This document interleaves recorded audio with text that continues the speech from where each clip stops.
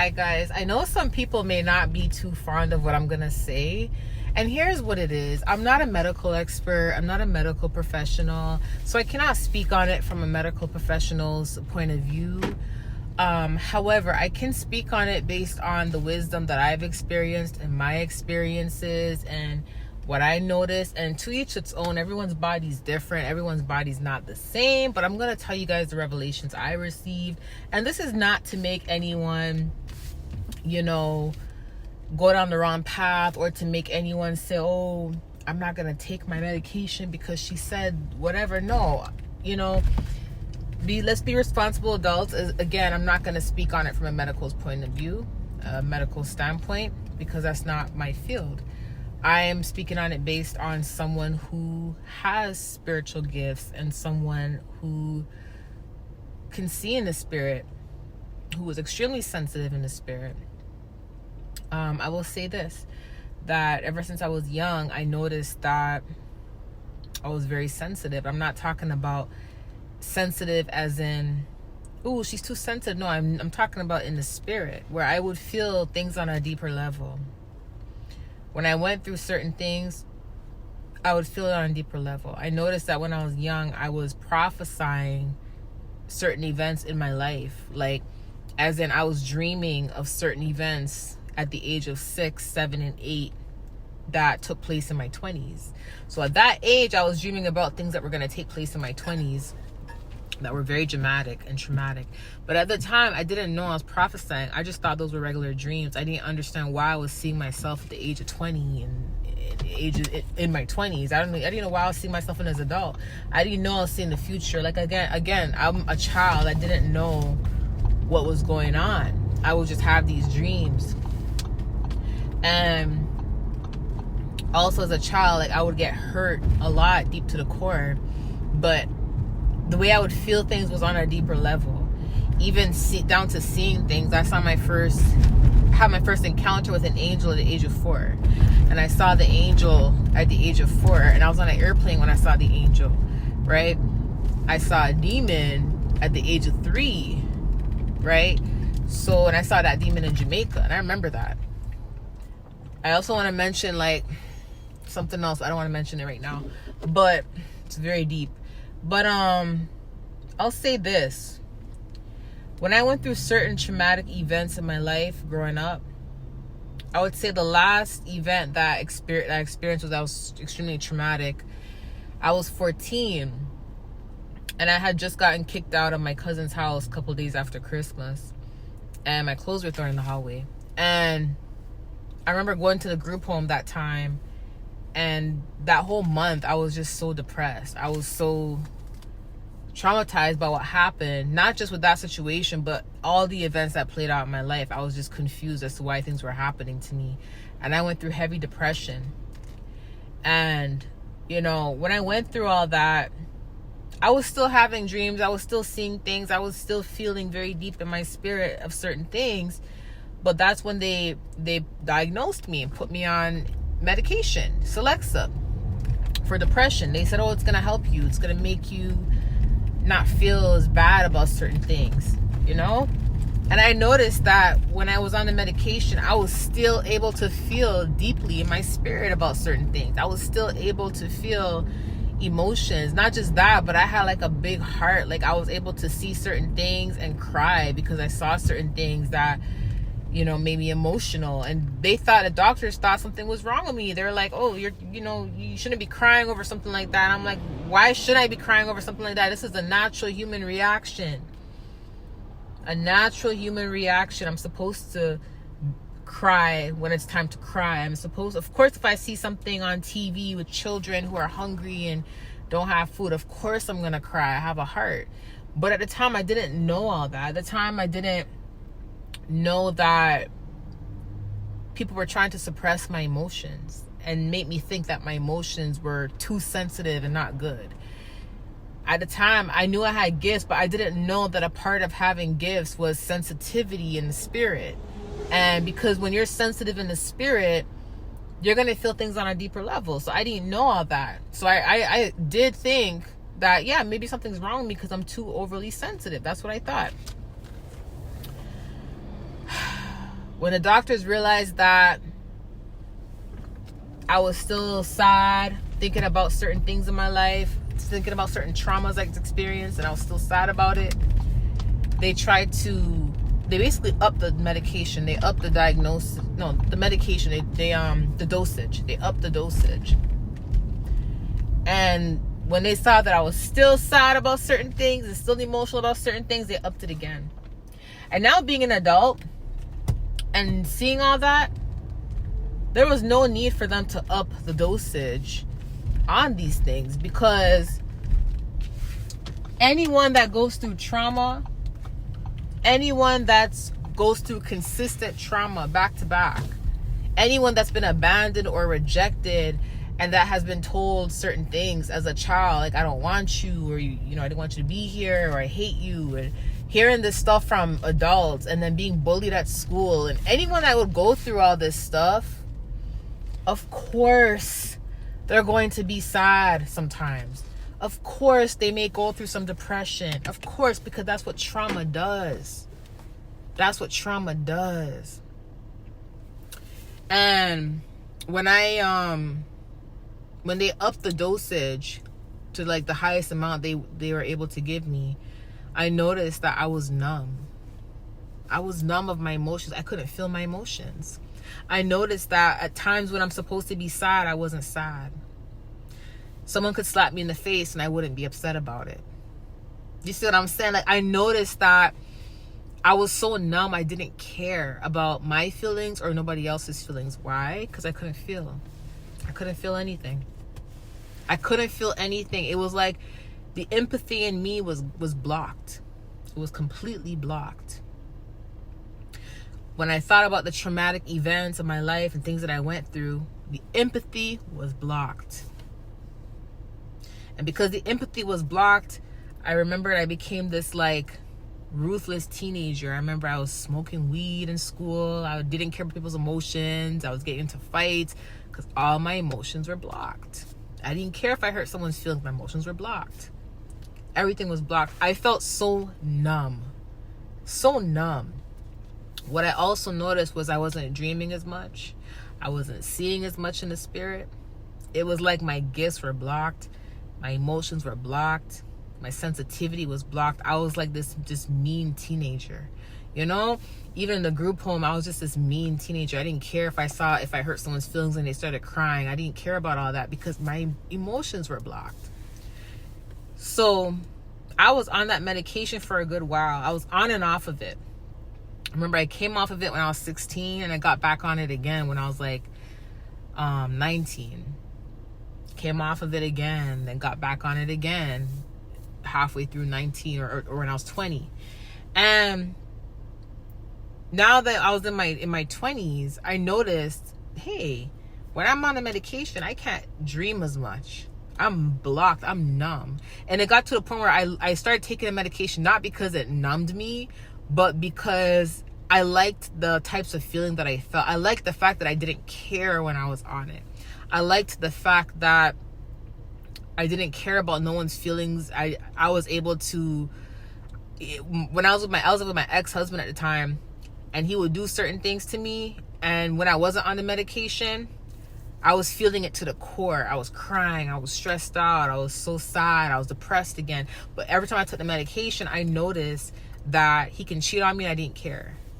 He can cuss me out, I didn't care. He can call me out my name, that's not even my name, but he can call me the B word, I didn't care. So I noticed that I was putting up with more trauma and allowing it, being on it, than being off of it. Because when I was off of it, I couldn't take heartbreak. I couldn't take being disrespected. I couldn't take any of that. I would run away from that stuff.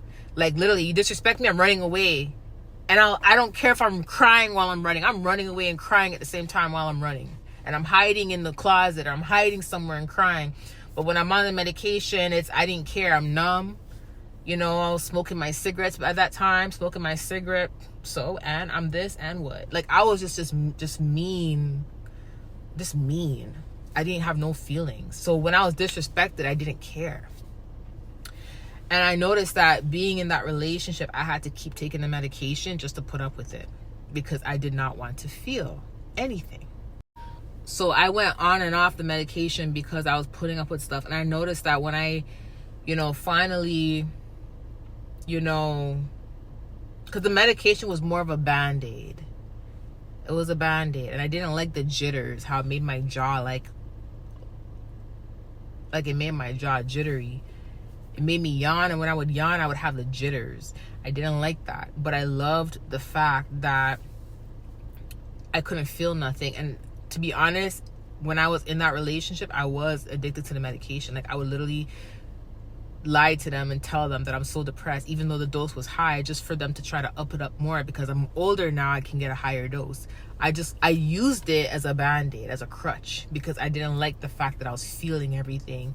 But it did make me stay in very toxic situations because I was dependent on it, and I didn't care when I was being mistreated, right? So when the final straw happened in that relationship, I remember I was off the medication because I found that I was pregnant. And I decided to leave the relationship at the time because I couldn't take the medication anymore. All of a sudden, because remember, the medication was a crutch and a Band-Aid. I'm at the age of 21 now. It was a crutch and a Band-Aid to the point where, was I 21? Yeah, I was 21 now. I was about 20. I was 20 years old and I was pregnant. The medication was a crutch to the point where when I was off of it, I had a whirlwind of emotions during my pregnancy. Pregnancy emotions and dealing with the trauma that I put a Band-Aid on for years. Dealing with the trauma that I threw under the rug for years. And during the pregnancy, I went through more heartache and everything. And because of that, I was very depressed during my pregnancy. And then after I had my daughter, I was still depressed because I didn't want to go back on the medication. I did not want to depend on it no more. And I was finally out the relationship. Like, it was weird because during the pregnancy, I came to my senses because I wasn't on the medication. So I came to my senses and I just completely just left the relationship. Said, forget it, I'm done, And because I did not deal with the traumas correctly, and because I was also gifted I'm also gifted in the spirit, I wasn't able to learn emotional intelligence. I was not able to learn how to deal with the trauma because all these years of being on and off the medication, I was dependent on it. So when I finally got the medication out my system, because after not taking it for so long, it finally leaves your bloodstream. So once it was out my bloodstream, I noticed something. Once it left my bloodstream, I noticed, this was around the age of 21 now, going on 22. I noticed my gifts were coming back. I was hearing and seeing in the spirit, not as clearly as I am now, but I was hearing and seeing in the spirit. I was dreaming. And what I also noticed was all the heartache that I swept under the rug, all the trauma that I swept under the rug, that I put a Band-Aid on, all of it came back. And I didn't deal with it back then. So it all hit me at the same time. Now, because I didn't know how to handle it and I don't want to go on medication back anymore, I'm looking for a new crutch. I'm looking for love in all the wrong places. Now I'm looking for love. I'm trying to get into a relationship. I'm trying to do this. I'm trying to do that because I'm trying to find love in all the wrong places, because I'm thinking maybe if I have someone that loves me, I can get through all this, or et cetera, et cetera. So I started looking for love in all the wrong places, which led me down a very dark path. Very dark path. But it was on that path, which is 2016, because I was on that path for a good while. When I was on that path in 2016, that's when all that stuff happened. The warfare, and I almost died and everything. And when I received revelations around that time, and revelations because my gifts got stronger in 2015, and once I really received the revelations in 2016, I started to notice that the medication was a Band-Aid. Not only that, but I started to notice how not being able to feel the emotions is not normal as a human being. To be able to take a pill and to be numb of your emotions is not normal. Because as a human being, you are supposed to be able to feel sad when you're sad, feel mad when you're mad, feel happy when you're happy. When something is blocking out your ability to feel these emotions, that is not normal, nor is that good. especially if you are someone who is very sensitive in the spirit and very gifted, because now you don't know how to deal with that gift. Also, I noticed that, ever since I've started like receiving more knowledge and understanding about warfare and spirits, and knowing like there's different types of spirits and how they are used in the kingdom of darkness, when you're depressed and then you're taking a pill to block out that depression, not feel anything, if that is a spirit of suicide or the spirit of depression that's literally antagonizing you and trying to make you feel that way, taking a pill is putting a band-aid on the issue. That spirit is not being rebuked, it's not being canceled, it's not being denounced, it's not, attempts are not being canceled, you're not being delivered, you're putting a band-aid on the issue. Now, yeah, you may not be able to feel that spirit, but the spirit is still there, which is dangerous, because if you miss a day or you miss months or a week and everything hits you at once, you may most likely be ready to take yourself out, because you've depend on that medication as a crutch, and that spirit has not been dealt with. When my gifts came back strong in 2015, I didn't know how to handle it. I didn't know how to handle it. And, throughout the years up until 2015, alcohol was my crutch, along with finding love in all the wrong places was my crutch. And because one of my traumas was abandonment, and feeling that like rejection and feeling like I was not wanted. That saying, don't let a man tell you he doesn't want you twice or once, right? I don't know how it goes, but I remember saying, okay, so what if that man that said that was or their actions prove that? What if that was my dad? What if that was my mom? What if it's both parents? How am I supposed to handle that? So then you start looking for love in all the wrong places, because then your relationship, it's happening, that relationship, it's happening with every relationship you're going into. And then you start to, because I didn't want to go back on the medication, I'm like, man, I got to find a way to numb this feeling out of not being wanted by anyone. Let me just start drinking. And then once I started drinking, that was my escape. That was my escape for a very long time.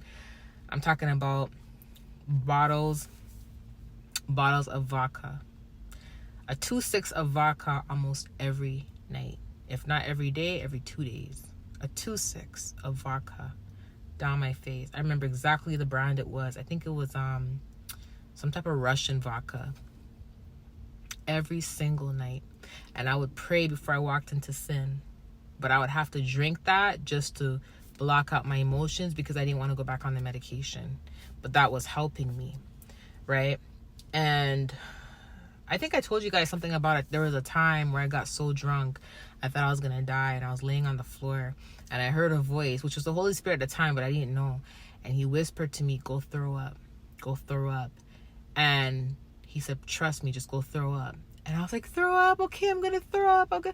And I didn't know who was talking to me, but I like I said, that was around 2015, and my gifts were getting strong. And the reason why, oh my gosh, this was around the same time too, when I bumped back into my kingdom husband, and again, those traumas came back, because when, we were talking, whatever, I went through some abandonment with him as well. And once I went through that abandonment with him and that rejection with him, it reminded me of my dad. It reminded me of my mom. It reminded me of being thrown out my cousin's house. It reminded me of being thrown out group homes. It reminded me of all the places and people that abandoned me. And I went through all that again. I remember that was the night God spoke to me. I got so drunk that night, I cried myself to sleep. And that's when God spoke to me. He said, go throw up the alcohol. I went in the bathroom, I put my hand in my mouth, and I threw it up. That was the first time. This was 2015. I remember so clearly. This was the first time I heard God's voice sentence-wise. Like, I would hear little words here and there, but I wasn't sure what I wasn't sure. I'm like, who is this person talking to me? Like, who are you? Like, do I have to go back on my medication? What's going on here? But that was the first time I heard, like, sentence-wise. I'm like, okay, whoever's talking to me is trying to help me, okay? Because, but I remember I went in the bathroom, put my hand in my throat, and I started throwing up. When I finally let all that go in 2016, I didn't know how to handle it. Almost died. Everything's hit me at once. Traumas hit me at once.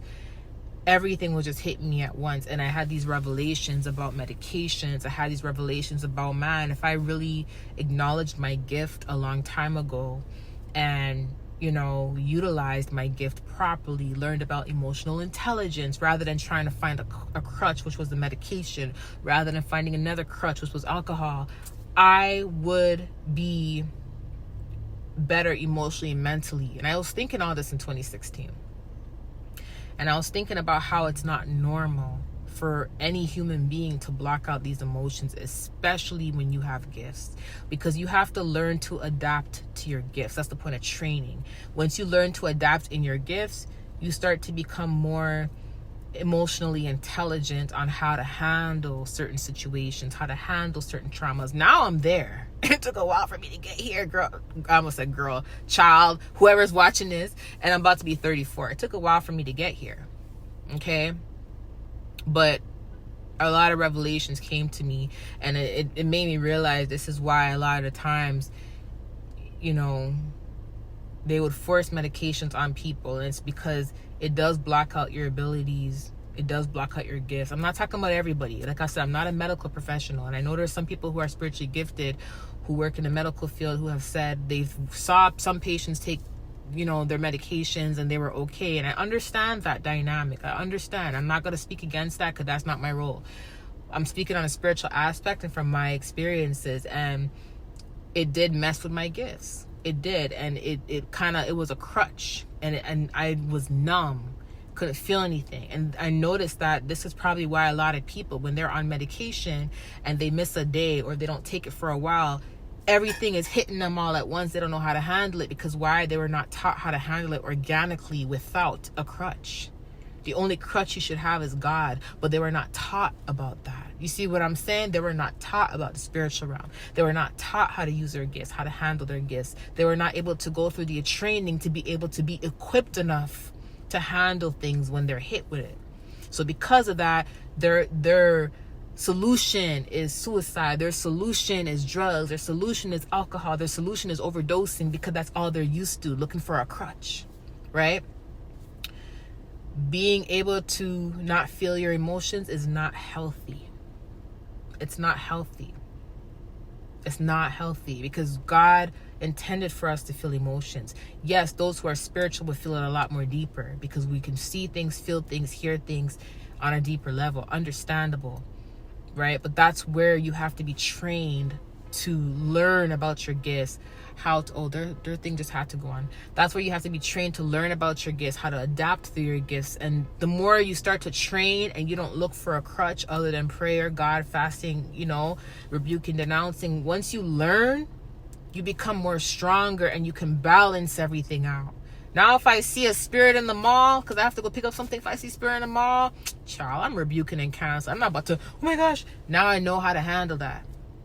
If someone cussed me out, I may get hurt, but I know how to walk away, and I know how to rebuke it. I know how to protect myself, protect my energy, protect my emotions. You see what I'm saying? Compared to back then, I'd probably cry or cuss them back out if I was on the medication. Like, do you get what I'm saying? So I just want to share that.